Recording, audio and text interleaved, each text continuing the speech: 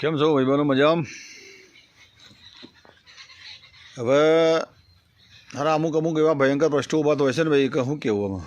કાકા અમે તો આ થોડીક પંચાયતમાં જ્યાં ને કોઈની પંચાયત કૂટવા એટલે સમજણ પડે.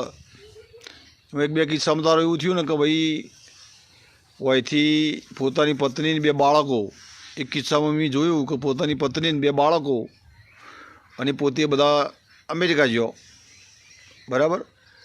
હવે અમેરિકા ગયો એટલે પછી પહેલાં એ શું કર્યું, એકાદ મહિનો ભેળો રહ્યો અને એની બાળકોને પત્નીને છોડી દીધી ને છોડીને કોઈ બીજી હતી ના વળી મારો દિવસ નાહી ગયો. બોલો પેલું.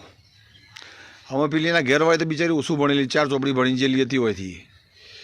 અમે બાળકોના બધું છોડી મેલીને આવ્યું બીજા નાહી ગયો.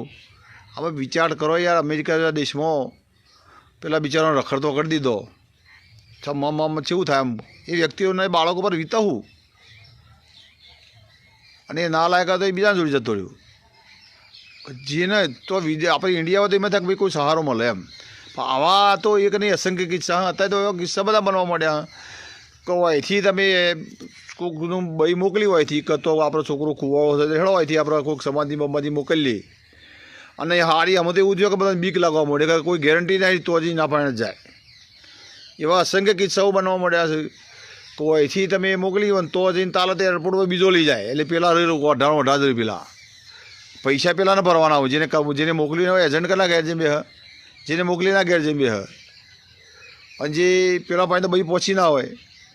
આવા તો એવા ડખા પરવા મળે હમણાં કે અમુક તો પુષ્કળ કિસ્સા મને મળ્યા એમ. કેટલાય કિસ્સા પર હમણાંમાં આવો કે અહીંથી કહેવાડો ભાઈ અમે તમારા છોકરાને બાયડી મોકલી છે, અને તો જઈએ ને એટલે આગળ જઈએ એટલે પેલી ખરીને એ ચોક બીજા હોણે જતી રહે.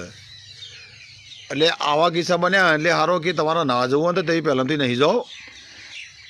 તમારે પહેલાંથી જ ના પાડી દેવી જુઓ કે ભાઈ મારા એ નાળી પરિણામ નહીં. ખાલી કોઈને છેતરીને યાર પીઠ પાછળ ઘા ના કરવાનો હોય યાર. એ મોણાથી ચેટલી બીજેથી જાય સમાજમાં, એ તો વિચાર કરો તમે ખાલી તમારો પોતાનો સ્વાર્થ પૂરો કરવા માટે કોઈની સીડી તરીકે ઉપયોગ કરો. નકર તમારે મા બાપ ચોખ્ખું ના પાડી દેવું જુઓ કે ભાઈ મારા અનાળી પરિણામ નહીં, મારા અનાળી જ પરિણામવાનું, ભલે કુંવારો બેહવું. બાકી તમે આ બધા ક્ષેત્રમાં જે ધંધા ચાલી રહ્યા ને, એટલે આમાં શું થયું છે, અમુક મા બાપ તો બિચારોને બીવા મોડ્યો છે.